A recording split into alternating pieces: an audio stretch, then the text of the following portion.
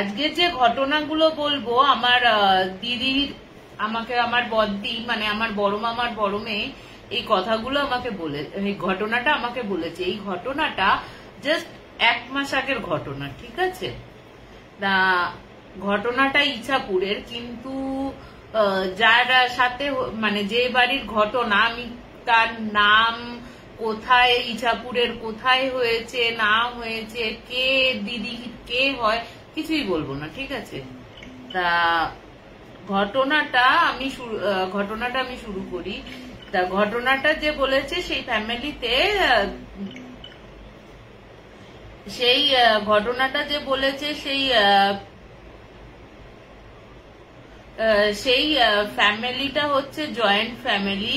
হ্যাঁ, সেইটা হচ্ছে জয়েন্ট ফ্যামিলিতে ওনার যার বাড়ির ঘটনা আর কি, ওই বড় ছেলে, ছোট ছেলে, বড় ছেলের ছেলে, সে কলেজে পড়ে, আর তার ঠাকুমা থাকতো ওই বাড়িটায়, ঠিক আছে? কাকু কাকিমার বহুদিন আগে বিয়ে হয়েছে, কিন্তু ওদের কোনো বাচ্চা কাচ্চা ছিল না। হ্যাঁ, বাচ্চা কাচ্চা না হওয়াতে তাদের প্রথম থেকে ছিল যে আমরা মা বাবা হতে পারছি না, আমরা মানে বিভিন্ন ঠাকুর বাড়ি, মেডিকেল তো করেইছে, মানে সে বিভিন্ন জায়গায় গেছে। হ্যাঁ, সে বিভিন্ন জায়গায় গেছে, গিয়ে বিভিন্ন মেডিকেলে কাজ, মেডিকেল করেছে। সব রিপোর্ট, বউয়ের তরফ থেকে সব রিপোর্ট নর্মাল এবং বরের তরফ থেকেও সব রিপোর্ট নর্মাল মেডিকেলে। তো ওরা বলেছে আপনারা চেষ্টা করতে থাকুন, ইস্যু চলে আসবে। কিন্তু প্রায় 10-12 বছর চেষ্টা করার পরও যখন হয়নি, তখন ওর শাশুড়ি একটা মন্দিরে নিয়ে যায়। তো এই মন্দির ওই মন্দির করতে করতে এবার যথারীতি ওই লোকটার মনেও, মানে যে ছেলেটির কাকা আর কি, সেই ছেলেটির কাকার মনে দেখলো যে এগুলো হয় নাকি। তা উনি না বিভিন্ন রিসার্চ করতে থাকেন, এবং রিসার্চ করতে করতে উনি দেখেন যে এইগুলো সত্যি হয় আর কি। মানে যদি তুমি সঠিক ইয়েতে যাও বা সিদ্ধ পুরুষের সাথে তোমার যদি কোনো কারণে কানেকশন হয়ে যায়, তাহলে কিন্তু তুমি এই ফল লাভ করতেই পারো, বা ভগবানের আশীর্বাদে। তা উনি একজন না, এই তোমার কোথায় দেখা পেয়েছেন আমি সেই জায়গাটার নামও বলছি না, তো একজন মৌলবীর সাথে দেখা হয়, ঠিক আছে? এবার মৌলবীকে বলেন যে মৌলবী সাহেবকে বলেন যে আপনি আমার ব্যবস্থা করে দিন, আমার বহু বছর হয়ে গেছে, এবং আমার হাজবেন্ডও তেমন ভাবে, মানে আমার ওয়াইফও ভেঙে পড়েছে, তা আপনি যদি পারেন। তো বলছে হ্যাঁ আমি এটা করতে পারবো, কিন্তু তোমাকে একটা কাজ করতে হবে, যদি ওই কাজটা করতে পারো, সেই কাজটা করলে আমি তাহলে তোমাকে সন্তান লাভ করাতে পারবো আর কি, মানে সন্তান দিতে পারবো, বা তোমার বর বা তোমার বউ কিছু মাসের মধ্যে সন্তান প্রসব করবে, ঠিক আছে? এই কথা তো হয়েছে। তা এইটা যখন ওর বউকে এসে বলে, ওর বউও কিন্তু খুব রাজি হয়ে যায়। হ্যাঁ, ঠিক আছে চলোই না, দেখি না কি হয়। থ্যাংক ইউ অমৃতদি। তা কি হয় আমরা দেখি। তা ওরা গেছে মৌলবী সাহেবের কাছে, তখন মৌলবী সাহেব বলছে যে ঠিক আছে, তাহলে আমি উপায়টা বলে দিই, তোমাকে আমাবস্যার রাতে কবরস্থানে গিয়ে সদ্য পোতা কোনো কবরের মানে কবর দেয়া মানুষের এক কোপে গলাটা কেটে নিয়ে আসতে হবে। তুমি যদি ওই গলাটা কেটে নিয়ে আসতে পারো, তাহলে তোমাকে আমি এই উপায়টা করে দিলে, ওই মাথাটা নিয়ে তুমি আমার কাছে দিলে, জানি না ও আদৌ মৌলবী ছিল না কাপালিক ছিল না তান্ত্রিক ছিল, সেটা আমরা কিছুই জানি না, ঠিক আছে? তা উনি তো বলেছিলেন মৌলবী সাহেব, যাই হোক পরে করছি। তা উনি তখন রাজি হয়ে যায় এবং বলে যে তোমাকে, এটা একটু অফেন্সিভ কথা হয়ে যাবে যদিও, তাও আমি ঘটনা সূত্রে বলছি, বলেছিল যে ওই গলা কাটাটা তো নিয়ে আসতেই হবে, সদ্য মানুষের মৃতদেহ, কিন্তু তোমার আর একটা করতে হবে যে তোমাকে পুরো উলঙ্গ হয়ে যেতে হবে, ঠিক আছে, পুরো উলঙ্গ হয়ে যেতে হবে এবং তোমাকে ওই এক কোপে মুন্ডুটা নিয়ে ওই রাতের বেলাতেই আমার কাছে ফিরে আসতে হবে। তা এত মানে সন্তান সন্তান সন্তান সন্তান করে পাগল হয়ে গেছিল যে তাদের কাজও করছে না, যে আমি এইভাবে আমি কোনোদিন মানে একটা মাছি মশা মারিনি, সেখানে আমি একটা মানুষের গলা ফলা কেটে নিয়ে আসবো, যতই সে মৃত হোক না কেন তবুও তো সে মানুষ। হ্যাঁ, গলা কেটে নিয়ে আসবো, এটা তো সম্ভব না। তা ওদের তখন মাথার মধ্যে এইসব চলছে, মানে সেই বুদ্ধিহীন হয়ে গেছে যে সন্তান লাভের আশায় আর কি। তা এবার ওরা করেছে, উনি করেছেন কি অমাবস্যার রাতে, যাই হোক একটা কবরস্থানের ঠিকানা উনি বলে দেন, অবশ্যই মৌলভী সাহেবই। তা ওই মৌলভী সাহেব কবরস্থানের কথা বলে দেন এবং ওখানে যে সিকিউরিটি মানে কবরস্থান কি বলে পরিষ্কার পরিষ্কার করে, মানে কেয়ারটেকার আর কি, কেয়ারটেকারকে বলে কিছু টাকা দিলে ও আপনাকে খবর দেবে। তা উনি আবার ওই কবরস্থানে যান, কবরস্থানে গিয়ে ওই কেয়ারটেকারের সাথে কথাবার্তা বলেন এবং টাকার মানে বেশ মোটা টাকা, যেহেতু ওর কাকু ভালো পোস্টে চাকরি করতো, ঠিক আছে, ভালো পোস্টে রয়েছে এবং কাকিমাও একটা স্কুলে চাকরি করতো, সুতরাং পয়সার অভাবটা ছিল না ওদের। হ্যাঁ, তা এবার উনি তখন বেশ মোটা টাকা ওই কেয়ারটেকারকে দেয় এবং বলা হয় যে অমাবস্যার সময় যদি কোনো মৃতদেহ এখানে আসে তাহলে তাকে যেন খবর দেওয়া হয়। এবার ফোন নাম্বার নেওয়া হয়েছে। তা 1 মাসের পর যখন অমাবস্যা আসে, অমাবস্যার ঠিক দুদিন আগে ওরা বলে যে এরকম ওনাকে ফোন করে, ওনার যে ছেলেটির কাকা, সেই ছেলেটির কাকাকে ফোন করে বলে একটা সদ্য মৃতদেহ এসছে, পোতা হয়েছে, আপনারা যদি আসেন। এবার অমাবস্যা তো 2 দিন বাদে আবার তারা ওই মৌলবীর কাছে যায়, মৌলবীর কাছে গিয়ে বলে যে এরকম এরকম এসছে, আসার তাহলে তো 2 দিন হচ্ছে না। বলছে ঠিক আছে 2 দিন বাদেই তোমরা যাও, তখনও তো সদ্য থাকবে, 2 দিন বাদেই তোমরা গিয়ে ওই কাজটা করো। তো ও তো যথারীতি ওই কেয়ারটেকার আর ওর এক মানে খুব ইয়ার দোস্ত, একদম বলে না একদম ছোট্টবেলাকার বন্ধু, ওই বেস্ট ফ্রেন্ডকে নিয়ে যায়। তা বেস্ট ফ্রেন্ড ওইসব দেখে বলছে বেস্ট ফ্রেন্ড যায়, বেস্ট ফ্রেন্ডের সাথে ওই লোকটা যায়, লোকটার ওই কেয়ারটেকার তো ওইখানেই থাকে কবরস্থানের ওখানে, আর যায় হচ্ছে মাটি কাটার জন্য, কারণ মাটিটা তো ইয়ে করে দেয়া হয়, যেমন কবরস্থ করা হয় মানুষকে ওরকম তো করে দেয়া হয়, যে মাটি কাটতেও তো টাইম লাগবে, সুতরাং দুজনে মিলে করলে হাতে হাতে হয়ে যাবে তাড়াতাড়ি।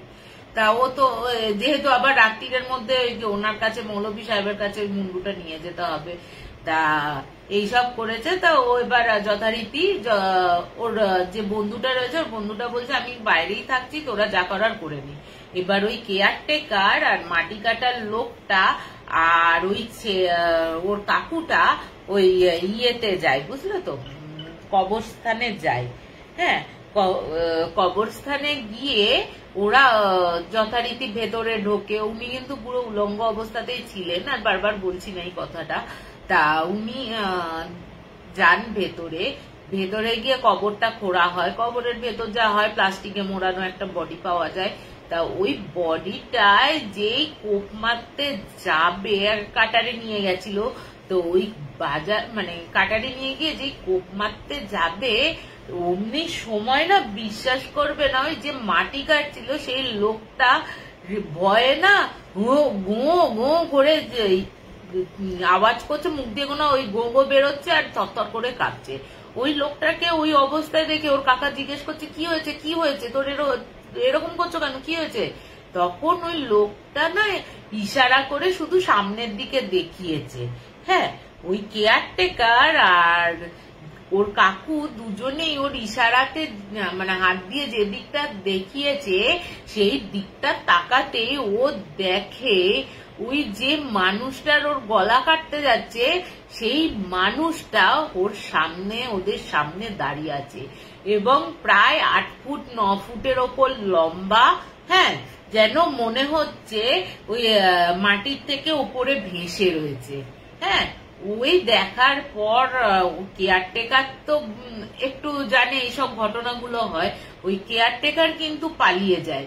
আর ওদের বলে তখন ওই মানে বলছে আমার গলা কাটতে এসেছিস, দেখ তোদের এবার কি করি। হ্যাঁ, এইটুকু শুনতে পেয়েছে ওরা, ঠিক আছে। এইটুকু শোনার পর আর নিজেদের আর কোনো ইয়ে ছিল না, নিজেদের আর অতটা স্ট্যামিনা ছিল না, দুজনেই অজ্ঞান হয়ে যায় এবং কেয়ারটেকার বাইরে এসে যথারীতি ওই ইয়েকে বলে, ওর বন্ধু যে বাইরে বসেছিল সেই বন্ধুকে বলে যে আপনার বন্ধু অজ্ঞান হয়ে গেছে, এরকম এরকম দেখেছি। তা ওর বন্ধু তো কিছুতেই মানে ওই রাত্রির বেলা যদি থেকেও থাকে কেউ, তা ও যেতে চায় না। তো পরের দিন ভোরবেলা ওরা ওখানেই বাইরেটাই বসেছিল কেয়ারটেকার আর ওর বন্ধুটা। পরের দিনে যেই ভোরের আলো ফুটেছে লুকিয়ে লুকিয়ে, যে এইগুলো তো একদম ইয়ে না, মানে বেআইনি ভাবে কাজ করা। তো লুকিয়ে লুকিয়ে ওদের জ্ঞান ফ্যান ফেরায়, জ্ঞান ফ্যান ফিরিয়ে যথারীতি ও কাজটা তো হয় না, যথারীতি আবার ওদের রিক্সা করে বাড়ি পাঠিয়ে দেয়। তা ভাবো, মানে যখন দেখছে ওই 8 ফুটে যার গলা কাটতে গেছি সেই লোকটাই আমার সামনে ওই হাওয়ার মধ্যে ভেসে বলছে দাঁড়া তোর আমার গলা কাটতে এসছিস, কি করি। ভাবো একবার জাস্ট লোকটার, মানে আমি তো ওখানে ও তো অজ্ঞান হয়ে গেছিল, আমি ওদের পুটকেই যেতাম ওরকম দেখলে বাবা, আবার কবরস্থানের ভেতরে। তা এরকমই তারপরে যথারীতি বাড়িতে জানাজানি হয়, তখনই এই ঘটনাটা ইয়ে হয়। কিন্তু বলবো না কোথায় কি, যেহেতু বেআইনি কাজ এইগুলো।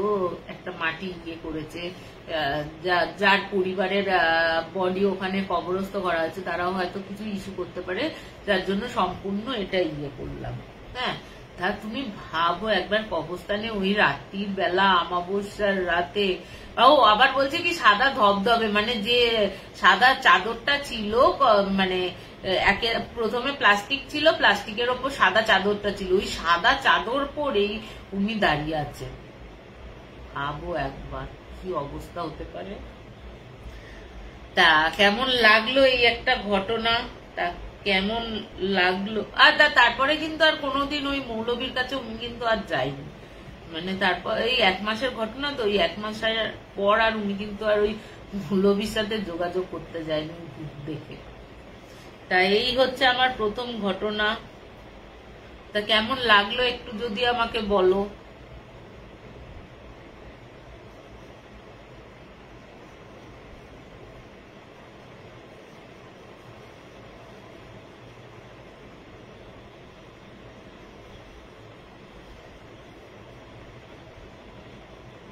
তাহলে আমি আর একটা ঘটনা শুরু করি।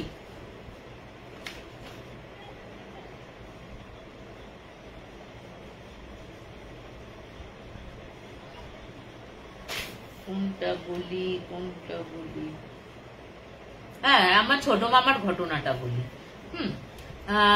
ছোট মামার ঘটনাটা হচ্ছে খুব একটা লেন্দি নয়, কিন্তু ছোটখাটোর মধ্যে বেশ ভয়েরই। তা ছোট মামা তখন মালদাতে একটা কোম্পানিতে জব করতো, ঠিক আছে, মানে ইয়ের কোম্পানিতে জব করতো। তা ওখানে তবে প্রথম কোম্পানিটা ওখানে খুলেছে, মানে সব লোকজনও আসেনি, যারা অফিসার র্যাঙ্কে তাদের পাঠানো হয়েছে। তা ছোট মামা তখন ওই ইয়ের জন্য, এই কোম্পানিটা কিন্তু আমার ছিল হচ্ছে আমার মাসতুতো দিদির বরের আর কি। তখন সদ্য খুলেছে। তা মামা গেছে ওইখানে কাজে নিয়ে। তো মামাকে বলেছে যে, মামা যেহেতু কোনো চাকরি বাকরি করতো না আমার মামা, তো বলেছিল যে তুমি ওখানে চলো, ওখানে আমার কোম্পানিতে জয়েন করো। তা যথারীতি বসের যেহেতু মামা শ্বশুর হয়, সেহেতু বিশাল আলাদা ব্যাপার, আলাদা ঘর পেয়েছে, আলাদা সবকিছু। এবার বলে রাখি যে বিশাল বড় মাঠের একটা পাশে কোম্পানিটা, কোম্পানির পেছনে, আমি কি কোম্পানি না কোম্পানি, এখন যেহেতু ওই কোম্পানিটা উঠে গেছে আমি আর কিছু বলছি না নাম ফাম। হ্যাঁ, মানে তখনকার দিনে বেশ ভালোই বিখ্যাত ছিল কোম্পানিটা। তা ওই কোম্পানির পেছনের দিকে একটা পরিত্যক্ত পুকুর ছিল, ঘাটফাট পরিষ্কার কিন্তু। হ্যাঁ, তা একদিন ছোট মামা ইয়ে করছে, ছোট মামা খেয়ে দিয়ে এসছে, খেয়ে দিয়ে এসে ওখানে বসে রয়েছে, আর পূর্ণিমার রাত, খুব ভালো লাগছে, পুরপুর করে ঠান্ডা হাওয়া দিচ্ছে। তো ছোট মামা বসে বসে গান শুনছে। হ্যাঁ, গান শুনছে, রেডিওতে গান শুনছে। এবার হঠাৎ করে না, ওনার যখন গান শুনছে তখন হঠাৎ করে না চোখ গেছে ওই পুকুরের দিকটাতে চোখ গেছে। দেখে কি, একটা মহিলা পুরো ধপধপে সাদা, কাপড় পরে ওই পুকুরের সিঁড়ি দিয়ে নেবে, একবার মাছ পুকুরে যাচ্ছে, আবার মাছ পুকুর থেকে যেন ওপরে উঠে আসছে। মাছ পুকুরটা বেশ কিন্তু গভীর, ডুবে যাওয়ার মতো। তো ও বেশ, ছোট মামা বলছে আমি কিন্তু বেশ কয়েকবার আমি এই ঘটনাটা দেখেছি, মানে 5-6 বার এরকম রিপিট হচ্ছে। ও একবার করে সিঁড়ি দিয়ে নামছে, আবার ওই মাছ পুকুরে নেমে যাচ্ছে, আবার ওই মাছ পুকুর থেকে ওপরে উঠে আসছে। ঠিক আছে, এই দেখার পর আমার হঠাৎ মনে হয়েছে যে কি হলো ব্যাপারটা, এটা কি করে হচ্ছে? এই পুকুরটাতে তো কেউ স্নান করে না, তাহলে এই পুকুরটা কি এই মহিলাটাকে? তা ও না, মানে ছোট মামা করেছে কি, ছোট মামা একদম দোতলায় ছিল, দোতলা থেকে নিচে নেমে এসে সিকিউরিটি গার্ডদের বলছে ওই পুকুর পারে একটা মহিলা মাছ পুকুরে নামছে, আবার মাছ পুকুর থেকে কি করে ওপরে উঠছে। সরি। তা ছোট মামা তখন ছোট মামাকে বলছে যে আপনি ওইসব ভুলভাল দেখেছেন। সিকিউরিটি গার্ডরা বলছে, আর সিকিউরিটি গার্ডের সাথে যে রাধুনি ছিল, ওখানকারই রাধুনি, তা উনি তখন বলছে বাবু আপনি ভুল দেখেছেন, আপনি শুতে চলে যান। আর আপনাকে বলেছি না বারবার করে ওই পুকুরের দিকে জানলাটা বন্ধ করে রাখতে, আপনি তো কোনো কথাই শোনেন না। দেখুন তো কি হয়েছে আর কি, আপনি কি সব দেখেছেন ভুলভাল, ওরকম কিছু হয় না। হ্যাঁ, তখন উপরে উঠে এসে, উপরে উঠে এসেও তখনও দেখে যাচ্ছে কন্টিনিউ ওই মহিলাটা একবার করে ওই পুকুর ঘাট থেকে নামছে, নেবে আবার ওই মাছ পুকুরে যাচ্ছে, আবার মাছ পুকুর থেকে ওপরে উঠছে। বলছে ও আবার নেবে এসছে, ছোট মামা নেবে এসে দুবার করে নেবে এসে বলছে না আমি পরিষ্কার দেখতে পাচ্ছি। তখন ওই কেয়ারটেকারটা গিয়ে না ওপরে গিয়েছে, বলছে কোথায় চলুন তো দেখি। কেয়ারটেকার আরো গিয়ে রয়ে গেছে, ওই তোমার সিকিউরিটি গার্ড, ওরা গেছে, গিয়ে বলছে যে তোমার কোথায় কি, কেউ তো নেই, আমরা তো কিছু দেখতে পাচ্ছি না। এই করে না ওই বুড়ো যে রাধুনিটি ছিলেন, বয়স্ক যে রাধুনিটি ছিলেন, ওই রাধুনিটা না দম করে জানলাটা বন্ধ করে দেয়। জানলাটা বন্ধ করে ছোট মামাকে বলে বাবু আপনি কিন্তু আর কোনোদিন এই ইয়েটা মানে এই জানলাটা কখনো খুলে শোবেন না রাত্রির বেলা। তখন ছোট মামা ওদের চেপে ধরেছে, কি ব্যাপার বলো তো ভাই, তোমরা এরকম চেপে যাচ্ছ কেন, তুমি এবার বলো তো। তখন বলছে ওই পুকুরটা হচ্ছে ইংরেজ আমলের, হ্যাঁ ওই পুকুরটাতে নাকি ওই গ্রামের সব মহিলাদের নাকি, যাদের ইংরেজ গুলো নীলকর চাষিরা ছিল, নীলকর চাষিরা না, নীলকর যারা ছিল, নীলকররা নাকি অত্যাচার করে গ্রামের যারা নীল চাষ করতে চাইতো না তাদের বাড়ির মেয়েদের এনে নাকি ওই জাস্ট রেপ করে ওই পুকুরটায় মেরে ফেলে দিত। তারপর থেকেই নাকি ওই পুকুরে যেই স্নান করতো সেই নাকি ডুবে যেত, সে যত বড়ই সাঁতারু হোক না কেন সে নাকি ডুবে যেত। এরপর থেকে কিন্তু ওই ইয়েটা মানে তোমার ওই পুকুরে স্নান করাটা বন্ধ করে দেয়। এই পুকুরে নাকি প্রায়ই ওরকম ওই একটা মহিলাকে ওরকম স্নান মানে পুকুর ঘাট থেকে নেবে মাছ পুকুরে যায়, আবার মাছ পুকুর থেকে চলে আসে। তা বলছে আমার ওই দৃশ্যটা আজও মনে পড়ে, যে একটা মেয়ে সাদা ধপধপে পরা কাপড় ওই পরে নামছে ওই অত রাত্রির বেলা। তখন তো গ্রামাঞ্চল এমনিতেই, মালদার একটু গ্রামের দিকেই ইয়েটা ছিল কারখানাটা, তা ওই গ্রামের রাতে, অত রাতে একটা মহিলাকে দেখা, প্রথমেই তো মাইন্ড আর ইয়ে করে না যে ওটা ভূত হতে পারে। অনেকে বিধবা যারা আছে অনেকেই তখন আগেকার দিনে, এটা বেশ কয়েক বছর আগেকার, মানে আমি তখন জন্মাইনি, তখন আগে মানে 32-33 বছর আগেকার ঘটনা এটা। তারা বলছে যে তখন তো মাইন্ডে থাকে না যে এটা আমি ভূত দেখছি, যে তারপরে যখন রিয়েলাইজ হয়, উনি ছোট মামা কিন্তু আরো ওখানে থাকাকালীন বেশ কয়েকবার কিন্তু ওই মহিলাটিকেই দেখেছেন। তারপরে আর ভয় ভয় লাগতো না, বলতো অ্যাজ ইট ইজ অভ্যাস হয়ে গেছিল দেখতে দেখতে। আমি ওই জানলা খুলেই শুতাম ইত্যাদি। তা এই হচ্ছে, জানলা খুলেই শুতাম, ভয় ভয় লাগতো না, রোজই তো দেখা যায়, কোনো তো ক্ষতি করছে না, আমার ক্ষতি না করলেই হলো, এরকম ভাবনা চিন্তা ছিল। তাই এই হচ্ছে দ্বিতীয় ঘটনাটা। তা কেমন লাগলো একটু যদি বলো। আমি ওই ফোনটাতে না কিছুই দেখতে পাচ্ছি না তোমাদের।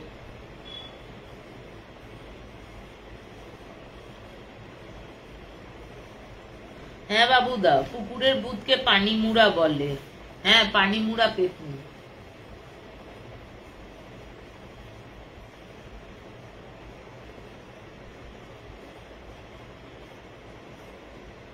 তাই এইটাও কেমন লাগলো একটু বলো।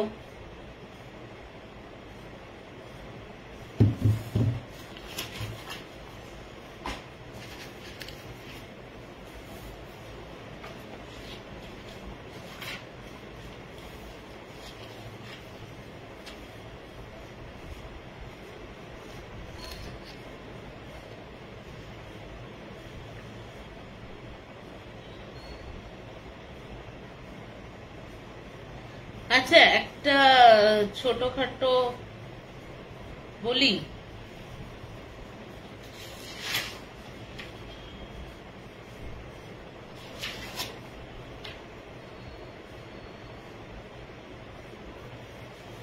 আচ্ছা, এই ঘটনাটা কিন্তু গৌরব আমাকে আমাদের সবাইয়ের সাথে শেয়ার করেছিল, ঠিক আছে? গৌরব তিওয়ারির একটা পার্সোনাল এক্সপিরিয়েন্স। তখন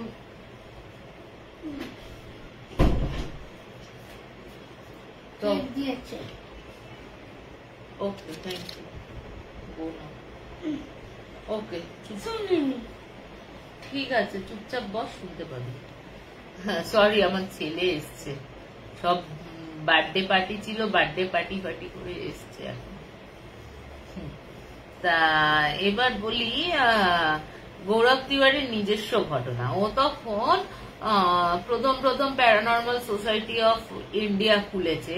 তা ওদের কাছে না তখন ছিল, মানে তখন খুব বেশি যে ইকুইপমেন্ট বা ক্যামেরা, খুব ভালো ক্যামেরা যেটা পরবর্তীকালে আমরা এখন ইউজ করি বা অনেকেই করে, এগুলো তো ছিল না অতগুলো। আর থাকলেও বিদেশের যেগুলো ছিল, বিদেশি ওই কোম্পানি থেকে কিনে এনে ওইগুলো করা প্রচন্ড ব্যয়বহুল ছিল।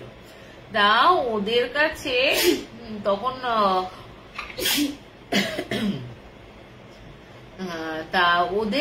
গৌরব বলছে আমাদের কাছে তখন সদ্য মধ্যপ্রদেশের একটা কেল্লার ঘটনা আসে, ঠিক আছে? আমরা যাই ওখানে গিয়ে হোটেলে থাকি, ঠিক আছে? এটা কিন্তু আনএক্সপেক্টেড, মানে ও কিন্তু কিছুই জানতো না এই ব্যাপারটা। হ্যাঁ, ওই হোটেলটা কিন্তু খুব ঝাঁ চকচকে, মানে 5 স্টার হোটেল। হ্যাঁ, এবং গৌরবদের সাথে কিন্তু আরো 6 জন যায়, ঠিক আছে? তার মধ্যে গৌরবের একটা বন্ধু, আর বাদ বাকি যে 4 জন আছে, এই 4 জনই কিন্তু বিদেশি, ঠিক আছে? একটা রুমে এবার মানে 3টে রুম নেওয়া হয়েছে। 3টে রুমে ওই বিদেশিগুলো এক জায়গায়, মানে দুটো রুমে, আর গৌরবের বন্ধু আর একটা রুম রয়েছে, ঠিক আছে? এবার গৌরবদা বলছে যে আমি যখন প্রথম ঢুকি ওই হোটেল রুমে, যখন চেক ইন করি আর কি হোটেলে, বিশ্বাস করবে না, ঘরে ঢুকে ঘরের আবহাওয়াটা না প্রচন্ড ভারী, আর হচ্ছে মানে মনে হচ্ছে দমটা বন্ধ হয়ে আসবে, ঠিক আছে? এবার হয় কি, অনেক সময় দেখা যায় যে ঘর অনেকদিন বন্ধ থাকলে, একটা ব্যবসা গন্ধ আসে না, ওই গন্ধটা ভেবেছে। এবার যথারীতি এসি ফেসি চালিয়েছে। এবার তো ওরা যেহেতু সন্ধ্যেবেলায় ঢুকেছে, একটু ফ্রেশ হতে গেছে। প্রথমে গৌরব তিওয়ারির, মানে গৌরবদার যায়, ঠিক আছে? দাদার বন্ধুটি ফ্রেশ হতে যায়। এবার দাদার বন্ধুটা যেই ফ্রেশ হতে গেছে, বেশ কিছুক্ষণ বাদে হঠাৎ করে ওর বন্ধুটা না খুন করে চিল্লাচ্ছে, মানে রক্ত, ঠিক আছে? খুন পড়ছে, শাওয়ার থেকে খুন পড়ছে, এরকম করে চিল্লাচ্ছে। এবার গৌরব চিল্লানি দেখে তো দরজায় নক করেছে। দরজায় নক করে যথারীতি, মানে ও ভয়ার্থ, বলছে যে ওখানে যে সত্যি কিছু হয়েছে ওর গায়ে, বা আমি কিন্তু দেখতে পাচ্ছি না। যে ও বলছে যে শাওয়ার থেকে রক্ত ধারা বইছে, হ্যাঁ, আমি কিন্তু দেখতে পাচ্ছি না, আমি দেখছি জলই পড়ছে ওইখান থেকে, ঠিক আছে? ও বলছে যে না, আমার গায়ে রক্ত পড়ছে, আমি স্নান করবো কিভাবে? এইভাবে স্নান করা যায় কি? ভুতুরে হোটেল এরকম লাল জল কে ফেলে করে, এরকম বলছে। তো ও তখন বলছে তুই শান্ত হতো, ওইসব কিচ্ছু না, কোথায় দেখ। এবার ভালো করে দেখেছে, তখন দেখছে জলই পড়ছে। তো ও বলছে আমি স্নান করবো না। বলছে তুই সাবান গায়ে বেরিয়ে এসছিস, তুই স্নান না করলে হয়? দরজাটা খোলা রাখ, আমি করছি, তুই দরজাটা খোলা রাখ, আমি ওইদিকে গিয়ে দাঁড়াচ্ছি, তুই করে নে। তা ও তো দরজা রেখে স্নান ফান করেছে, করে মানে সে রীতিমতো 2 মিনিটের মধ্যে যেটুকু জল ঢালা হয়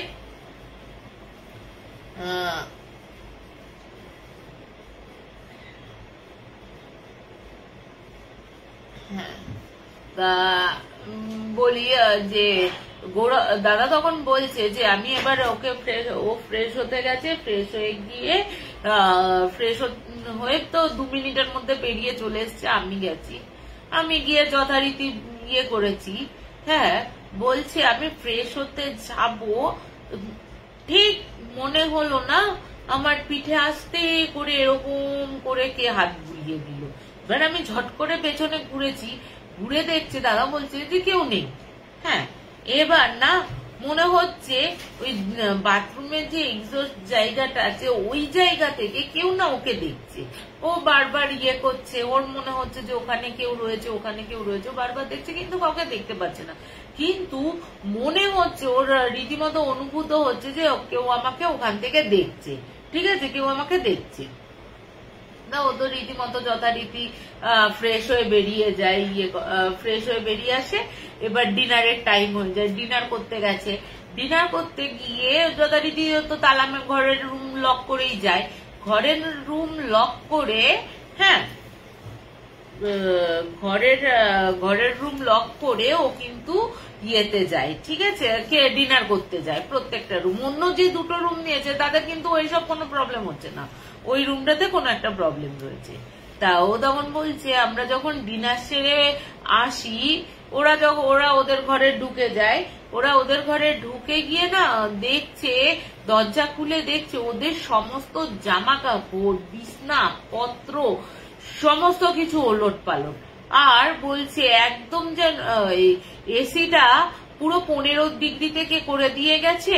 আর বাথরুমের সমস্ত নল খোলা, ওখান থেকে আমরা দেখতে পাচ্ছি, মানে যে বাথরুমের আওয়াজ হয়েছে, জলের আওয়াজ হয়েছে, আমরা দেখতে পাচ্ছি প্রত্যেকটা জল থেকে না রক্তের ধারার মতন জল পড়ছে। হ্যাঁ, এই দেখে তো আমরা যথারীতি ওই হোটেলের যে ম্যানেজার আছে তাকে খবর দিই, তাকে ডেকে আনি, তাকে ডেকে এনে দেখাই। কিন্তু ওই ম্যানেজার যখনই আসে ওই জলটা কিন্তু অ্যাজ ইট ইজ সাদা রঙেরই হয়ে যায়, যেমন জল হয় তেমনই হয়ে যায়। ঠিক আছে, আর তখন এরপরে তো যথারীতি ওরা আবার জিনিসপত্র গুছিয়ে গাছিয়ে শুয়েছে। শুয়ে বলছে বেশ কিছুক্ষণ হয়েছে, রাত প্রায় 2-2:30, আনুমানিক 2-2:30 হবে। ও না বলছে হঠাৎ আমার একটা অস্বস্তিতে না ঘুম ভেঙে যায়। ঘুম ভেঙে ও বলছে যে আমি ঘুমটা ভেঙেছে, ঘুম ভেঙে একটু জল খেতে গিয়ে দেখছি আমার পাশের ওই বন্ধুটা না চিত হয়ে শুয়ে রয়েছে। চিত হয়ে শুয়ে সিলিং এর দিকে এক দৃষ্টে তাকিয়ে রয়েছে, আর যেন মানে চোখ ফেটে বেরিয়ে আসবে, মানে বিস্ফারিত চোখে কিছু একটা দেখছে এবং হাঁ হয়ে রয়েছে। ওর মুখ দিয়ে কোনো কথা বেরোচ্ছে না, কোনো শরীর ঝাঁকালে কোনো রেসপন্স করছে না। ও না তখন ভাবছে ও কি দেখে এরকম হয়ে গেছে, ফ্রিজ হয়ে গেছে। ও না তখন ওই সিলিং এর দিকে তাকায়, এরকম মানে তাকায় দাদা, তাকিয়ে ও দেখছে সিলিং এর থেকে না একটা অল্প বয়সী মেয়ে, এই ধরো 20-25 বছরের একটা মেয়ে ওরকম উল্টো ভাবে লটকে রয়েছে, মানে ঝুলছে, মানে পেছনে পিঠটা ঠেকানো আর এরকম ভাবে ঝুলছে। হ্যাঁ, ওই দেখে না ও মানে দুজনেই হকচকে, ও তো একেই ফ্রিজ হয়ে গেছে। ও না উঠে কি করেছে, গৌরবের আগেও এক্সপিরিয়েন্স ছিল এইগুলো, যেহেতু ও গিয়ে না সোজা লাইট জ্বালিয়ে দেয়। লাইট জ্বালে অ্যাজ ইট ইজ কাউকেই দেখতে পায় না। তখন ওকে চোখে মুখে জল দেয়, ওর বন্ধুকে চোখে মুখে জল দেওয়ার পর ও কিছুটা ধাতস্থ হয়। ও তখন ধাতস্থ হওয়ার পর বলছে দেখলি কি হলো, দেখলি কি হলো, এটা আমরা কি দেখলাম। তখন গৌরব বলছে হ্যাঁ আমিও দেখেছি, এটা কি হচ্ছে সেটা তো আমরা বুঝতেও পারছি না। এবার ওই রাত্রির বেলায় না তখন ওই যে বিদেশিরা এসছে, ওরাও এক্সপিরিয়েন্স করতে এসছিল এখানে, তো ওদের নিয়ে আসে ওই হোটেলে। হ্যাঁ, মানে ওই রুমটাতে নিয়ে আসে, রুমটাতে নিয়ে এসে বলে এরকম এরকম ঘটনা ঘটেছে, তো আমরা ইয়ে নিয়ে একটু পরীক্ষা নিরীক্ষা করতে চাই। তো ও যথারীতি ওই যে মেশিনটা রয়েছে, মেশিনটা বের করেছে। বের করার সাথে সাথে, অন করার সাথে সাথে না সে করে আওয়াজ হচ্ছে, আর প্রচন্ড গরম হয়ে গেছে, যেন মনে হচ্ছে মেশিনটা জাস্ট ফেটে বেরিয়ে যাবে, এত আওয়াজ আর এত গরম হয়ে গেছে।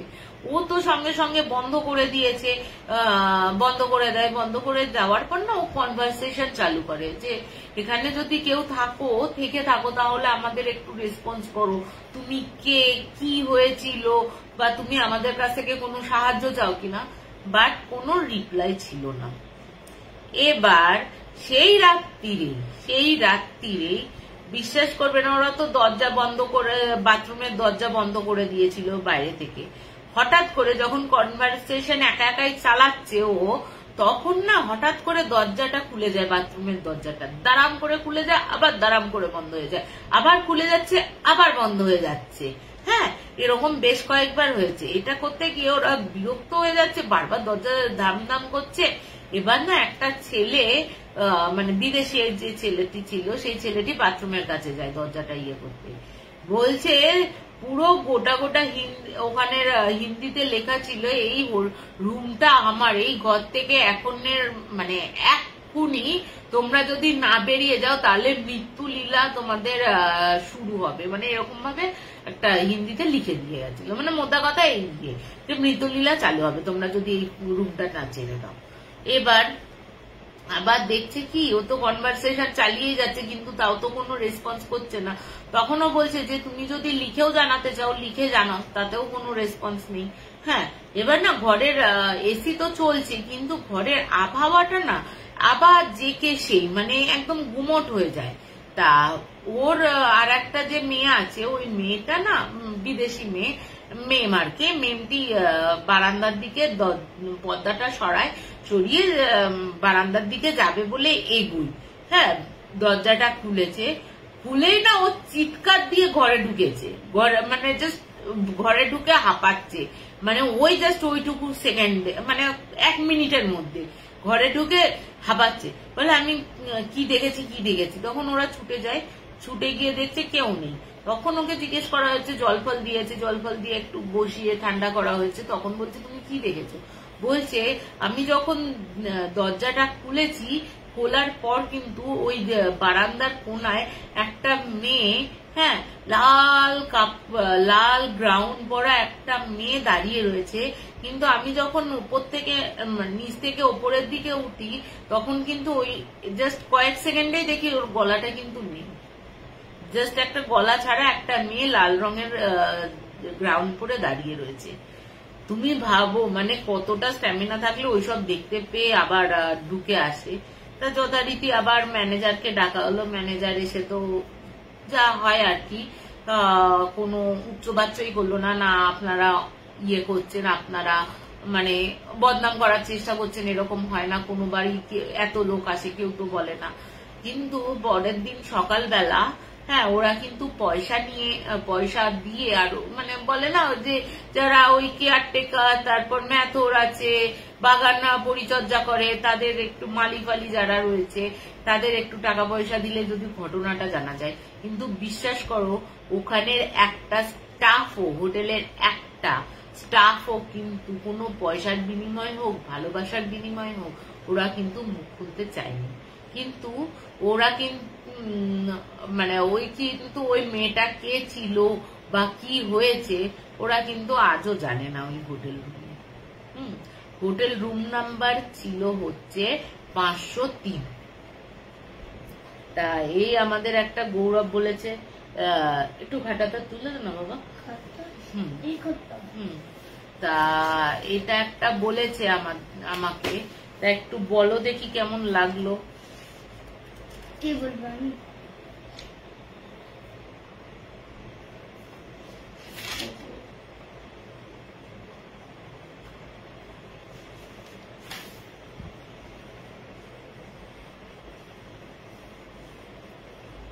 তা একটু যদি বলো কেমন লাগলো এই ঘটনাটাও। আজকে বেশি বড় গল্প নেই আমার কাছে, ঘটনা নেই আর কি, ছোট ছোট ঘটনা, বেশ স্পুকি, আমার কাছে তো বেশ ভয়েরই লেগেছিল।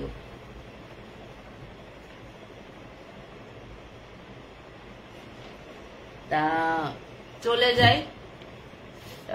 তা আমার এখানে দিব্য বলে যে ভাই আছে ফেসবুকে, এখন লাইভে জয়েনও আছে ও। তা ওর দিব্যর বড় মামার ঘটনা, নিশির ডাক। হ্যাঁ, তা ওই দিব্যর বড় মামা রা থাকতো হচ্ছে চিত্তরঞ্জনে। ঠিক আছে, চিত্তরঞ্জনে থাকতো। বড় মামা তখন কলেজে পড়তো, মানে তখন বোঝা যাচ্ছে ইয়াং বয়স একদম বড় মামার।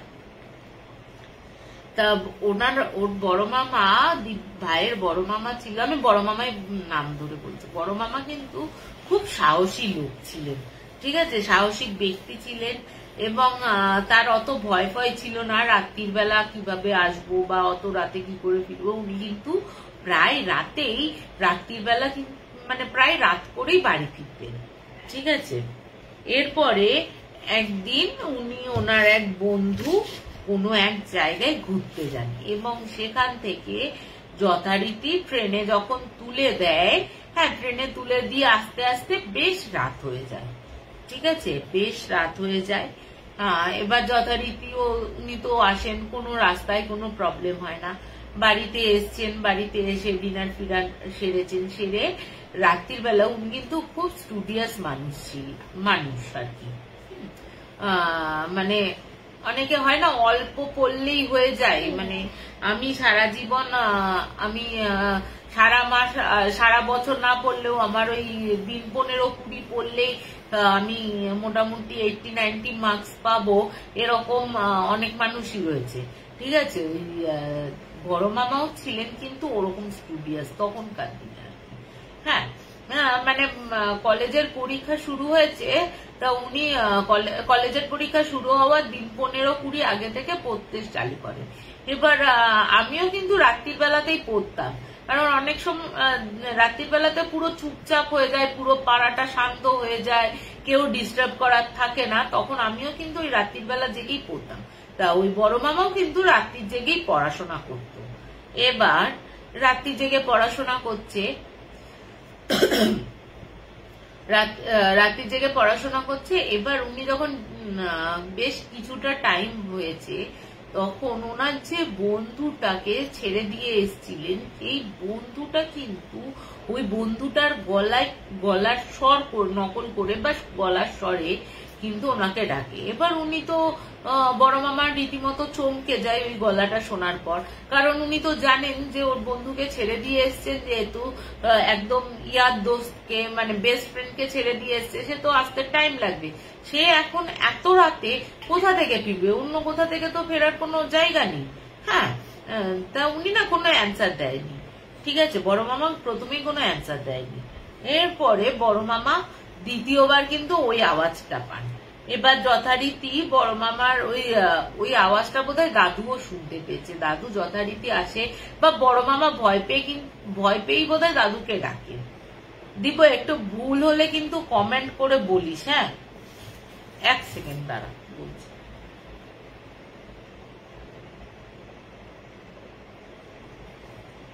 তা এবার হয়েছে কি, যেহেতু ওই তোমার বড় মামা বাবাকে ডেকেছে, বাবাও এসছে, এসে 3বারের বার যখন ডেকেছে, উনি তখন ওই দাদু তখন বলছে যে হনুমান চাল্লিশাটা নিয়ে আয়, হনুমান চাল্লিশা নিয়ে এসে তখনও সরি কি গলা স্বর করে ডাকছে, যেটা বলতে ভুলে গেলাম, যেটা স্বর করে ডাকছে যে এই দরজাটা খোল, আমি তো অনেকক্ষণ বাইরে দাঁড়িয়ে আছি, দরজাটা খোল। ঠিক আছে, তখন ওর মামা বলছে হনুমান চাল্লিশা, বলছে যে ঠিক আছে তুই আমার সাথে, তোকে তো ঘরে ঢোকাবো, তুই আমি যে কথাগুলো বলছি তুই সেই কথাগুলো বল দেখি, তাহলেই আমি তোকে ঘরে ঢুকতে দেবো। ঠিক আছে, এবার যথারীতি তো হনুমান চাল্লিশা পড়েন। এবার কিন্তু কোনো সাড়া পাওয়া যায় না, কোনো সাড়া পাওয়া যায় না, যথারীতি একদম চুপচাপ হয়ে যায়। ঠিক আছে, তা তখন ওর বড় মামা বলে, তখন দাদু বলে যে সত্যি তো তুই যে বেরোস নি এক ডাকে, সাধারণত বলে নিশির ডাকে এক ডাকে বেরোতে নেই, অন্তত 3বার ডাকার পরেই সাড়া দিতে হয়। তা উনি 3বার ডাকার পরেই বলেছিলেন যে তুই যদি সত্যি সে হোস, তাহলে আমি যে কথাগুলো বলবো তুই সেই কথাগুলো রিপিট কর। তারপরে কিন্তু ওই কথাগুলো শোনার পর, হনুমান চাল্লিশা শোনার পর কিন্তু আর কোনো আওয়াজ পাওয়া যায়নি। ভাগ্য ভালো যে বড় মামা যে এইটুকু ছিল যে ওই এক ডাকে বেরিয়ে যায়নি। হ্যাঁ, তা বড় মামার এটা কিন্তু খুব ভালো একটা দুর্দান্ত নিষিদ্ধাকের ঘটনা, মানে নিজে এক্সপিরিয়েন্স করেছে যে বন্ধুকে ছেড়ে দিয়ে আসলাম, সেই বন্ধু আবার কিনা মাঝরাত্রির বেলা এসে আমাকে ওই ডাকছে দরজা খোল করে, সে বাড়ি না গিয়ে আবার এসে সেটা যে কাজ করেছে বড় মামার মাথায়, যে একবারে ডাকেনি, সেটাই বিশাল ব্যাপার। তাই একটা ছোট্ট এই নিষিদ্ধাকের আর একটা ঘটনা আমার হঠাৎ করে মনে পড়লো। আমরা তখন খুব ছোট, মানে আমি এটা দিদিদের মুখে শুনেছি। আমাদের মামার বাড়ি তো পিডাব্লিউডি লাটবাগানের পিডাব্লিউডি কোয়ার্টারে থাকতাম আমরা। ওইখানে না আমার মেজদির মানে বড় মামার ছোট মেয়ে না, ওর বন্ধুর মাকে ওই নিষিদ্ধাকে কিন্তু মেরে ফেলেছিল।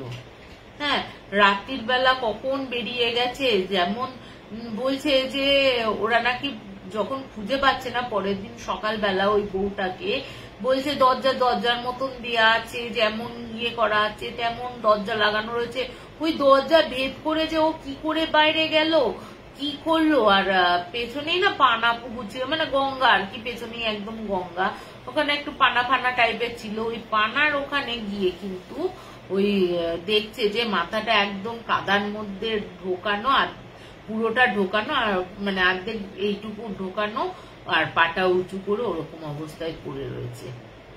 তা ওর মাও নাকি বহুবার ওই আমার মাদের সাথে বা মামিদের সাথে গল্প করেছিল যে ওকে নাকি প্রায় রাত্রির বেলা কেউ ডাকে। এটা কিন্তু ওর বাড়ির লোক কিন্তু কেউ বিশ্বাস করেনি। পরে বলেছিল মারা যে তুই একটু ঝাড়িয়ে ফাড়িয়ে নেই, যখন শুনতে পাচ্ছি সেরকম, যে কপালে যা থাকে আর কি। কে ডাকে? নিশি বলে এক রকমের ভূত হয়, যে কিনা তোমার মধুমিতা দি নিশির ডাক এটাকে বলে। তুমি নিশ্চয়ই শুনেছ যে নিশির ডাক। এই নিশিরা কি করে বলো তো, নিজেকে না মানে নিজের আত্মীয় স্বজন বা নিজের প্রিয় মানুষদের গলা করে তোমাকে ডাকবে, এবং তুমি যদি এক ডাকে বেরিয়ে যাও তোমার কিন্তু মৃত্যু নিশ্চিত। এবং এই নিশির ডাকেও কিন্তু আমার নিজের পিসে মশাইও কিন্তু পড়েছিলেন একবার। তখন পিসে মশাই আসাম থেকে এই কলকাতায় এসছেন চাকরি সূত্রে। হ্যাঁ, এই নিশির ডাকের আর একটা ছোট্ট ঘটনা বলে দিই, যেহেতু নিশির ডাক নিয়েই চলছে। এটাও আমাকে বলেছিলেন পিসা মশাই, এখন তিনি আর নেই ইন্দ্রিয় জগতে।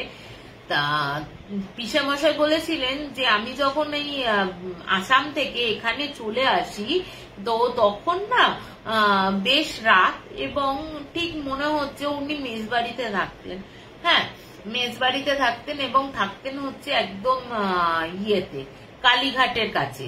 হ্যাঁ, কালীঘাট যে মন্দির, ওইখান থেকে হয়তো হার্ডলি 5 মিনিটের রাস্তা। এই গলি ও গলি ছেড়ে মানে একটা গলি ছাড়লেই ওই মন্দির চত্বরটা।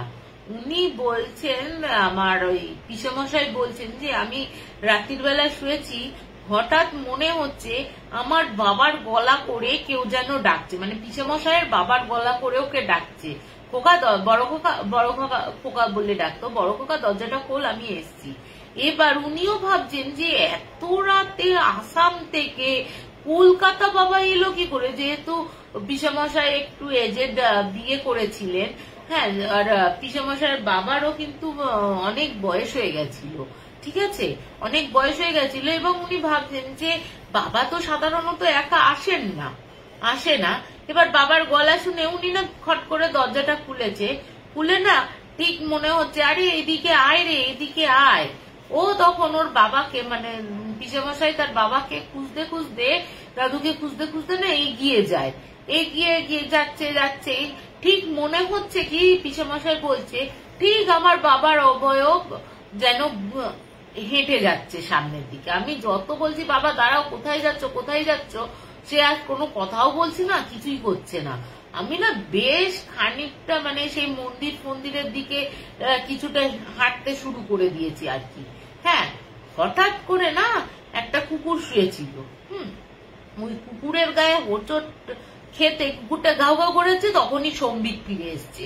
আর আশেপাশে ওর কুকুরগুলো আরো শুয়েছিল, যারা ওর ডাক শুনে ওরাও ঘাউ ঘাউ করেছে, তখন ওর সম্বিতটা ফেরে।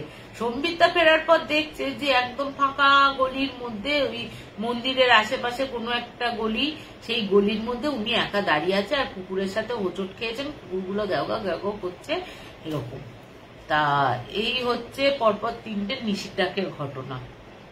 তা একটু তুমি বলো কেমন লাগলো, তোমরা একটু বলো দেখি কেমন লাগলো।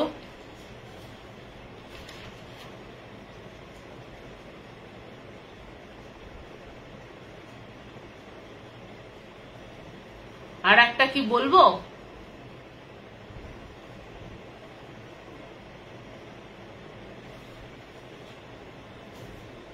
একটু যদি বলো আর একটা বলবো কিনা। চুপ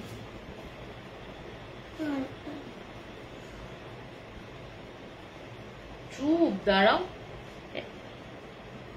হ্যাঁ, তাহলে আর একটা ছোট ঘটনা, এটা মানে খুব বড় ঘটনা বলবো না, যে সবই ছোট ছোট ঘটনা নিয়ে এসেছি আমি। তা এটাও আমাদের কিন্তু ওম বলে একটা ছেলে আছে, ও প্যারানর্মাল সোসাইটি অফ ইন্ডিয়াতে ছিল, পরবর্তীকালে ও কিন্তু একটা নিজস্ব চ্যানেল ফ্যানেল করলে, ঠিক আছে। পরবর্তীকালে ও কিন্তু বহু বছর আমরা বেরিয়ে আসার পরও কিন্তু ওম ওখানে ছিল, ঠিক আছে। তা এবার ওম আমাদের বলছে যে আমার মামার বাড়ির ওখানে, বলছে একটা জায়গায় আমাকে বলছে, হ্যালো কাকিমা কেমন আছো, ভাই ভালো আছে? যাই হোক, আমি শুরু করে দিই লাস্ট ঘটনাটা। তা ওম আমাদের এসে বলল যে আমার মামার বাড়ির ওখানে না একটা খুনি চৌরাস্তা আছে, খুনি চৌরাহা বলে এখানে, খুনি চৌরাহা আছে। তা আমরা বলছি কি ব্যাপার, খুনি চৌরাহাটা কি জিনিস? তখনও বলছে আমাদের মামার বাড়ির ওইখানে না, মামার বাড়ি হচ্ছে হরিয়ানাতে, কোন গ্রাম কোন জায়গা কিছুই বলবো না, এখনো ঘটনাটা ঘটে, ঠিক আছে। রীতিমতো এখনো ঘটনাটা 2024-এ দাঁড়িয়েও এখনো ঘটনাটা ঘটে। তা এবার বলছে মামার বাড়ির গ্রামের ওইদিকে একটা ফ্যামিলি ছিল, ঠিক আছে। খুনি চৌরাহাটা কেন? হ্যাঁ, তো ও তখন আমাদের যখন বলেছে, তখন বলছে তোমরা যাবে একটু দেখবে কি? তো আমরা বলছি যে ঠিক আছে যাবো একদিন, কি ঘটনাটা কি আগে তো সেটা জানতে হবে আমাদের। তখন ওম বলছে যে ওই গ্রামের আমাদের মামার বাড়ির যে গ্রামটা, সেই গ্রামটার কিছুটা দূরে না একটা চৌরাস্তা পড়ে, ঠিক আছে। চৌরাস্তা, হ্যাঁ, একটা দিক হচ্ছে গ্রামের দিকে ঢুকে যাচ্ছে, একটা দিক হাইওয়েকে কানেক্ট করছে, আর একটা দিকও অন্য একটা গ্রামে চলে যাচ্ছে, আর একটা দিক কিছুটা গিয়ে বন্ধ করে দেওয়া হয়েছে, ঠিক আছে। ওই রাস্তাটা তৈরি হয়নি, এখনো অবধি তৈরি হয়নি, ঠিক আছে। এবার ওম বলছে যে ওইখানে নাকি ওই গ্রামে একটা পরিবার থাকতো, ওই পরিবারে 7খানা মেয়ে, হ্যাঁ 7খানা মেয়ে, কিন্তু বাবা মার মধ্যে একটা চাহিদা ছিল আমার একটা ছেলে হোক, আমার সন্তান ছেলে হবে। 7খানা মেয়ে দিয়ে কি হবে? এবার এখানকার লোকেদের না একটু আমি দেখেছি এখনো অবধি যে ছেলে হোক, হ্যাঁ ছেলে মানে বিশাল ব্যাপার, তুমি বিশাল ভাগ্যবতী হয়ে গেছো তুমি। মানে আমি নিজে ছেলের মা, আমি যখন প্রথম কেউ জিজ্ঞেস করতো তোমার বাচ্চাকে, আমি যদি আমি বলেছি আমার ছেলে, মানে বিশাল ব্যাপার, তুমি তো বিশাল ভাগ্য বাবা, তুমি কি লাকি, দেখো না আমার তো মেয়ে, মানে মেয়েরা যেন কিছুই না এখানে, সব ছেলেরা, মানে ছেলেই বংশের প্রদীপ ছেলেরা, মেয়েরা যেন একদম বানের জলে নর্দমার জলে ভেসে এসছে, এরকম ব্যাপার এখানে। হ্যাঁ, তা ওর বাবা মার মধ্যেও এটা, বিশেষ করে শহরের একটু কম হলেও, হ্যাঁ এটা কিন্তু গ্রামাঞ্চলে এখনো অব্দি দেখা যায়। এটা আমি নিজে থাকি, যেহেতু আমি নিজে ফেস করেছি বয়স্ক আন্টিদের কাছ থেকে, যে তোমার তো বিশাল ভাগ্য, তোমার ছেলে হয়েছে। তুমি আমাকে এরকমও বলেছে যে তুমি আর একটা বেবি নাও, তোমার আর একটা ছেলে হবে, তুমি তো খুব লাকি, তুমি তো ভাগ্যবতী, তোমার ছেলে হয়েছে, এরকম আমি নিজে কানে শুনেছি। আমি মনে করি যে আমার ছেলে হয়েছে বলে আমার ছেলে ভাগ্যবান, আর আমি নিজে মেয়ে বলে আমি কিনা অলক্ষী। যাই হোক, যেমন আর কি হয়, জেনারেশন গ্যাপ একটা, মানে মা বাবাদের সাথে, সেই যুগের মানুষদের সাথে বা তখনকার দিনের একটু জেনারেশন গ্যাপটা তো হয়েইছে আমাদের, তো ওই জেনারেশন গ্যাপই ধরে নি আমি আর কি। তা ওই তখন 7 মেয়ে যেহেতু, তা এবার ছেলের আশা করতে করতে প্রথমে তো 2-3টে ওরকম মেয়ে হয়, ছেলের আশা করতে করতে 7খানা মেয়ে। তা ওই যে রাস্তাটা বন্ধ হয়ে গেছে, 4টে রাস্তা বললাম, একদিকে গ্রাম যাচ্ছে, একদিকে হাইওয়ে যাচ্ছে, আর একটা দিকে অন্য গ্রাম যাচ্ছে, আর একটা দিক বন্ধ রয়েছে। ওই গ্রামের যে রাস্তাটা বন্ধ করা রয়েছে ওই জায়গাটা হচ্ছে শ্মশান গ্রামে, ঠিক আছে? ওই দুটো যে গ্রাম আছে ওই দুটো গ্রামের শ্মশান ওখানে। এবার ওরা তো ওই যাই হোক মানে ইয়েতে, এটা তো বেশ 2000 ধরো 2008-9 ঘটনা এটা, সাধারণত খুব সম্ভবত মনে করছি আমি, কালকে এর পরের লাইভে ক্লিয়ার করে বলে দেবো, খুব সম্ভবত 8-9-ই ঘটনা এটা। হ্যাঁ, তা এবার বলছি কি, এবার ওই ইয়েতে ওই শ্মশানে নাকি একজন সিদ্ধ পুরুষ আসে, খবর পায়, গ্রামের লোকেরা বিভিন্ন প্রবলেম নিয়ে যায় ওনার কাছে, উনি কিন্তু সলভ করতে থাকেন। এবার ওই সলভ হওয়ার জন্য, তুমি কি হরিয়ানার মেয়ে? না না, আমি হরিয়ানার মেয়ে না, আমি একদম ব্যারাকপুরের মেয়ে, পশ্চিমবঙ্গের মেয়ে। এখনো শহরেও আছে? হ্যাঁ আছে তো, আমি নিজে শহরে থাকি, ভালো সোসাইটিতে থাকি, সেখানে আমাকে শুনতে হয়েছে ছেলে ছেলে ছেলে মানে ভাগ্যবান আমরা, মানে যাই হোক কেলে বেলে বানের জলে ভেসে এসছি। তা যাই হোক, এবার আমি মধুমিতাতে আমি বিয়ের পর আমি হরিয়ানাতে আছি, তার আগে আমি পশ্চিমবঙ্গে, আমার ব্যারাকপুর গার্লস স্কুল আর কি, আমি ব্যারাকপুরের মেয়ে। তা এবার যাই হোক ঘটনাটাই ফিরে আসি। তা এবার বলছে যে ওই মানে উনি সিদ্ধ পুরুষ কিনা জানি না, গ্রামের লোকেরা বলতো, মামারা বলতো আর কি, ওনার কাছে যায়, গ্রামের লোকেরা উপকারও পেয়েছে, তার যথারীতি আশেপাশের লোকজনও, গ্রামের লোকজন আসতে থাকে। এই কথাটা না উনি শোনেন, শুনে একদিন রাত্রির বেলা উনি কিন্তু যায় আর কি। হ্যাঁ উনি যান, মানে ওই ভদ্রলোক যান, গিয়ে বলেন যে তুমি, আমি একটা ছেলে সন্তান চাই। তখন উনি বলেন যে ঠিক আছে তোমার ছেলে সন্তান হবে, কিন্তু একটা কাজ করতে হবে। তখন বলেছে কি কাজ করতে হবে? তখন বলছে যে তোমার যে ছোট মেয়ে আর যে 7 নাম্বার মেয়ে আর 6 নাম্বার মেয়ে, এই দুটো মেয়েকে তুমি যদি এই 4 মাথার মোড়ে এক কোপ দিয়ে, মানে 2 কোপে দুজনের গলা কাটতে পারো এক নিঃশ্বাসে, তাহলেই তোমার ছেলে সন্তান হবে। মানে ভাবো কোথায় গিয়ে ঠেকেছে আর কি, মানে আমি সন্তান বলি দেবো, তারপরে আমার ছেলে হবে, মানে অদ্ভুত। মানে এইগুলো আমি যখন শুনি না, নিজেকে তখন মনে হয় গালে ঠাস ঠাস করে চড় মারি, যে ছেলে হবে তার জন্য আমাকে আমার মেয়েদের বলি দিতে হবে। মানে ছেলে ছেলে করে ওরা অতটাই পাগল হয়ে গেছে স্বামী স্ত্রীতে, মানে যথারীতি ইয়ে হয়ে যায়, মানে রাজি হয়ে যায়। যে 7 নাম্বার মেয়েটা, সেই 7 নাম্বার মেয়েটার বয়স তখন 9 মাস, আর যে 6 নাম্বার মেয়ে, সেই 6 নাম্বার মেয়ের বয়স কিন্তু তখন 2 বছর। ঠিক আছে, ওরা উনি বলে দেন। এবার বলে দিই ওখানে কিন্তু লাইট ফাইট রয়েছে ওই চৌরাস্তায়, আশেপাশে গ্রামের লোকেরা যাতায়াত করে বলে ওখানে কিন্তু আলো নেই, অন্ধকার নেই, ওরকম কোনো ব্যাপার নেই। এবার যথারীতি তো রাত্রির বেলা মেয়েকে কোলে নিয়ে, ছোটটা তো বোঝেই না, বড় মানে 6 নাম্বারও অতটা বোঝে না, ওদের ঘুরতে যাওয়ার নাম করে ওই মানে সিদ্ধ পুরুষ বলি আর অসিদ্ধ পুরুষই বলি, ওই লোকটির কাছে নিয়ে যায়। ওই লোকটি তখন ইয়ে করে আর কি, লোকটি তখন বলে ঠিক আছে তোমার সময় না, তার আগে ওই যে কাপালিক বলো বা সিদ্ধ পুরুষ কিনা জানি না, অসিদ্ধ পুরুষই বলি, অসিদ্ধ পুরুষটি প্রথমে ওদের দুটোকে বসিয়ে যাগযজ্ঞ করে, যাগযজ্ঞ করার পর বলে যে তুমি ওই চৌরাস্তাতে নিয়ে যাও, চৌমাথায় নিয়ে গিয়ে তোমাকে এক নিঃশ্বাসে প্রথমে একটা মেয়ের গলা কাটতে হবে এবং আর একটা নিঃশ্বাসে একটা মেয়ের গলা কাটতে হবে, এবং এক কোপে। ঠিক আছে, ও যথারীতি করে দুটোকে।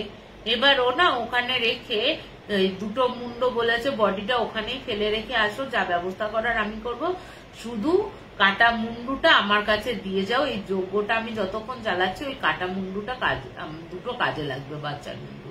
ও তো যথারীতি চলে যায়। এবার যতই হোক রক্ত ফক্ত তো ছিটে আসে। এবার ও যখন গ্রামে প্রবেশ করছে তখন দেখছে চায়ের দোকানে চা খেতে গেছে, চায়ের দোকানের লোকটা দেখছে যে ওর গায়ে মুখে না রক্তের ছিটে রক্ত লেগে রয়েছে। তাও ও জিজ্ঞেস করেছে, কি গো তোমার এখানে রক্ত ফক্ত কি হয়েছে, তোমার কোনো অ্যাক্সিডেন্ট হয়েছে? তখন ও কিছু বলছে না। হ্যাঁ, তখন না ও আরো জোরে জোরে আশেপাশের লোকজনদের ইয়েকে বলেছে, পাশের বলছে তুমি একটু বসে চা ফা খাও, আমি আসছি। তো ও গিয়ে না সিধা পাশের লোকজনদের খবর দিয়েছে, গ্রামবাসীদের, যে এরকম লোকটা রক্ত মাখা অবস্থায় আমাদের ইয়েতে। এবার যাদের খবর দিয়েছে তারা তো চলে আসে, চলে এসে পুরো ঘিরে ধরে জিজ্ঞেস করে বেঁধে রেখে, এবং মারধরও দেয়, লোকটাকে মারধরও দেয়। তো প্রথমে লোকটা তো মুখই খুলতে চায়নি, ঠিক আছে, এবং বউকে ডেকে নিয়ে আসা হয়, বউও কোনো মুখ খুলতে চায়নি। তারপর পুলিশে খবর দেওয়া হয়, খবর দেওয়ার পর পুলিশ কিন্তু আসে, বডি দুটোকে উদ্ধার করে এবং বলে মাথা দুটো কোথায়। তখন ওরা বলে যে ওই মাথা দুটো ওই বদমাস যে যজ্ঞ করছে অসিদ্ধ পুরুষটি, ওই অসিদ্ধ পুরুষটির কাছে আমি দিয়ে এসেছি। তা যথারীতি পুলিশরা তো যায় ওখানে, গিয়ে দেখে কি ওই মুন্ড দুটো কাটা, সদ্য মুন্ড দুটো ওই যজ্ঞের সামনে রাখা, সিঁদুর মাখানো আরো কি সব ফুল ফুল দিয়ে উনি একটা কি বিবির করে মন্ত্র উচ্চারণ করছে। তো পুলিশ তো একদম দৌড়ে গারদের নিয়ে যায়, ওর মা বাবার প্রত্যেকের কিন্তু জেল হয়। তারপর থেকে তা কাপালিকের মানে ওই অসিদ্ধ পুরুষেরও কিন্তু ইয়ে হয়, মানে জেল হয়ে যায় আর কি, মানে তিনজনেরই জেল হয়ে যায়। এরপর থেকে শুরু হয়, যখনই সন্ধে হচ্ছে, হ্যাঁ কন্টিনিউ এটা প্রত্যেক দিন রাত্রির বেলা, স্টিল নাও 2024 অব্দি এখনো অব্দি ওই ঘটনাটা ঘটে যাচ্ছে, ঠিক আছে। তা কি হচ্ছে যে যেই ওইখান দিয়ে কোনো মানুষজন, যে অনেকগুলো মানুষই হোক বা একজন মানুষই হোক যাচ্ছে, দেখছে কি পার্টিকুলার ওই রাত্রির বেলা, মানে কি রাত্রির 12টার পর মারতে বলেছিল, কিন্তু কোনো কারণে যদি কোনো গ্রামবাসীরা ওই রাত 12টা হয়ে গেল কোথাও গেছে বা রাত 12টার পর ফিরছে, তখন কিন্তু ওই চৌরাস্তায় দেখা যায় কি আকাশ থেকে ফোঁটা ফোঁটা রক্ত পড়ছে, মানে পুরো মনে হয় বৃষ্টির ফোঁটা পড়ছে, এবং পড়তে পড়তে না পুরো চৌরাস্তাটা রক্তে ভেসে যায়, ঠিক আছে। এটা শুনে আমাদের খুব ইন্টারেস্ট জাগে, ঠিক আছে। এরপরে এই ঘটনাটা তো বললো, তারপরে আর একদিন এসে, তার 1-2 দিন বাদে এসে আমাদের বলছে, আরে জানিস কি হয়েছে? আমরা জিজ্ঞেস করি কি হয়েছে? আরে আমার যে কাজিন আছে, মামার ছেলে আছে, ও একটা পার্টিতে বিয়েতে গেছিল, বন্ধুর বিয়ে থেকে ফিরছিল, ঠিক আছে। রাত প্রায় তখন অনেক হয়ে গেছে, প্রায় 12টার ওপর হয়ে গেছে, ও ফিরছে, একাই ফিরছে। তা ওই রাস্তাটার দিয়ে যেহেতু শর্টকাট হবে, ওদের গ্রামটা না ওই হাইওয়ে দিয়েও আসা যায়, ঠিক আছে, ওইটা একটু ঘুরে আসতে হয়। তা যেহেতু শর্টকাট হয়ে যায়, একদম হাইওয়ে থেকে নামলে ওই রাস্তাটা দিয়ে সোজা গেলে ওদের গ্রামটা, তো ঠিক করে এত রাতে আমরা ওই দিক দিয়েই যাই। তার আগে কিন্তু বহু লোক ওই রক্ত ভেসে যাওয়া রাস্তা দেখেছে, ঠিক আছে। তারপর থেকে কিন্তু কেউ খুব একটা গ্রামবাসীরা ওইখানটা যেত না রাত্রির বেলা, মানে সন্ধ্যের পর অনেকজন মিলে গেল এলো, ঠিক আছে, কিন্তু রাত্রির ওই 12টা-1টার পর আরো পুরো শুনশান হয়ে যায়, এমনি গ্রামাঞ্চল শুনশান। তা ওই ছেলেটি ফিরছে, হঠাৎ করে বলছে যেই আমি চৌরাস্তাটা থেকে পেরিয়ে গ্রামের ভেতর ঢুকতে যাব, হ্যাঁ ঢুকতে গিয়ে বলছে একদম অবিকল, একদম কচি বাচ্চাদের কান্নার আওয়াজ, হ্যাঁ কচি বাচ্চার কান্নার আওয়াজ আমি শুনতে পাচ্ছি। এবার পেছন ঘুরে তাকিয়েছি, পেছন ঘুরে না তাকিয়ে দেখছি কেউ নেই, শুধু কান্নার আওয়াজ করে কাঁদছে। এবার আমি না আশেপাশের যে ঝোপঝাড় আছে ওইগুলো দেখছি, যে অনেক সময় ওই বাচ্চাদের ফেলে দিয়ে যাওয়া হয় না, ওরকম আছে কিনা। তা ওই দাদা কিন্তু প্রচন্ড সাহসী, ওর কাজিনটি, ঠিক আছে, প্রচন্ড সাহসী, কিন্তু ও কিন্তু আশেপাশে খুঁজছে যে বাচ্চার আওয়াজ পেয়ে যে কোথাও রয়েছে কিনা, বাচ্চা ফেলে কেউ গিয়ে গেছে কিনা। তা ও খুঁজতে দেখছে যে পুরো প্রথমে ফোঁটা ফোঁটা করে রক্তটা পড়লো, ঠিক আছে, ফোঁটা ফোঁটা করে রক্তটা পড়লো, পড়ার সাথে সাথে দেখছে যে মানে আস্তে আস্তে না পুরো রাস্তাটা রক্তে ভেসে যাচ্ছে, আর তারস্বরে ওই বাচ্চা দুটোর কান্নার আওয়াজ। ওই দেখে তো ওরা অতটা কি, আর হঠাৎ করে রক্ত দেখলে, অত রক্ত দেখলে ওরকম সবাই ভয় পেয়ে যায়। ও আর কোনো কথা না বাড়িয়ে পুরো গ্রামে গিয়ে কথাগুলো বলে। গ্রামের লোকেরা আসে দেখতে, দেখা যায় সত্যিই রয়েছে। কিন্তু বিশ্বাস করো, ভোর 4টের পর থেকে কিন্তু আপনি ওই রাস্তাটা আবার অ্যাজ ইট ইজ পিচের রাস্তায় হয়ে যায়। এটা শোনার পর আমরা গেলাম, গিয়ে রাত 12টা বাজে তখন প্রায় আশেপাশে। এবার রাত 12টার তখন বাজে 2, 3 বা 5 হবে এরকম, মানে 12টা থেকে 12টা 5-এর মধ্যে আমরা গাড়ি থেকে নাবি, নেবে আশেপাশেটা ইনভেস্টিগেট করছি। হঠাৎ করে না বাচ্চার কান্নার আওয়াজ আমরা শুনতে পাই, ঠিক আছে, বাচ্চার কান্নার আওয়াজ শুনতে পাই। আশেপাশে আমরাও ওর মতন উমের কাজিনের মতন খুঁজতে থাকি যে সত্যি আছে কিনা। এবং বলে রাখি যে ওইখানটাতে অনেকে বলবে যে হ্যাঁ কেউ বদমাইশি করে গাছের ওপর থেকে তো জল ঢেলে দিতেই পারে, লাল রং ফেলতে পারে। আমরাও কিন্তু প্রথমে লাল রঙই ভেবেছিলাম, হ্যাঁ, রক্ত কিন্তু ভাবিনি, ঠিক আছে। তা কাঁদতে কাঁদতে আমাদের চোখের সামনে ওরকম ফোঁটা ফোঁটা রক্ত পড়তে পড়তে, মানে গলাটা কেটেছে, হয়তো প্রথম ফোঁটাটা পড়েছে, ওই ফোঁটাটা পড়লো, তারপরের ফোঁটাটা পড়লো, এরকম পড়তে পড়তে পুরো চৌরাস্তাটা, মানে ওই পুরো চৌরাহাটা পুরো না রক্তে ভেসে গেল আমাদের চোখের সামনে। হ্যাঁ, ওমও ছিল আমাদের চোখের সামনে, পুরো ভেসে গেল। এবার দাদা বলছে যে এটা কি সত্যি কিছু আছে, মানে এটা কি রক্ত? তো আমরা না ওই রক্ত স্যাম্পল কিন্তু নিয়ে আসি। নিয়ে আসার পর আমরা কিন্তু ল্যাবে পরীক্ষা করি। পরীক্ষা করার পর জানা যায় যে ওটা কোনো রং ফং না, ওটা মানুষেরই রক্ত, মানে অন্য কোনো পশু মারা গেছে বা মারা গেছে ওটা না, ওটা মানুষেরই রক্ত। তা এই একটা অদ্ভুত ঘটনা আমরা দেখেছিলাম যে চোখের সামনে পুরো রাস্তাটা ভেসে যাচ্ছে। তারপরে যথারীতি 4টে অবধি আমরা বসেছিলাম ওখানে। আমরা কিন্তু আশেপাশে যেসব গাছগুলো রয়েছে ওখান থেকে, কিন্তু ওই গাছগুলো আশেপাশে রয়েছে, কিন্তু ওই গাছগুলো থেকে একদম চৌরাস্তার মুখের মধ্যে ওই রক্তের ফোঁটা বা রক্ত দেওয়া সম্ভব না কারণ, মানে হবেই না ওটা, অন্য আশেপাশে হয়তো ছড়িয়ে যাবে, কিন্তু ওই পার্টিকুলার যে জায়গাতে ওর বডিটা পাওয়া গেছিল, বডিটা ফেলে রাখা ছিল, ওই জায়গাতেই ওই রক্তটা হয়। আমরা ভোর অবধি, বিশ্বাস করবে না, ভোর 4টে অবধি বসেছিলাম ওখানে। যতক্ষণ ছিলাম ততক্ষণ ওই রক্তটাও ছিল। ভোর 4টে হলো, আপনি মিলিয়ে গেল চোখের সামনে। তা এই হচ্ছে আমার আজকের লাস্ট ঘটনা। একটু যদি বলো কেমন লাগলো।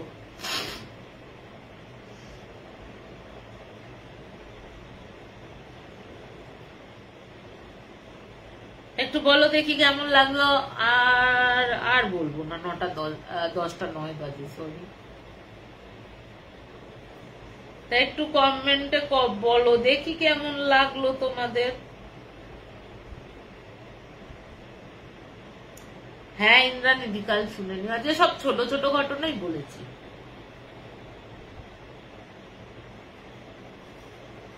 হ্যাঁ মহুয়াদি, খুবই মর্মান্তিক ঘটনা, সত্যি মর্মান্তিক, সরি, সত্যি মর্মান্তিক। আমারও খুব মর্মান্তিকই লেগেছে ঘটনাটা, সাংঘাতিক ঘটনা। তাহলে একটু যদি আমাকে বলো যে এখানেই তাহলে শুনে শেষ করি আজকের লাইভটা, 10টা 9 বেজে গেছে।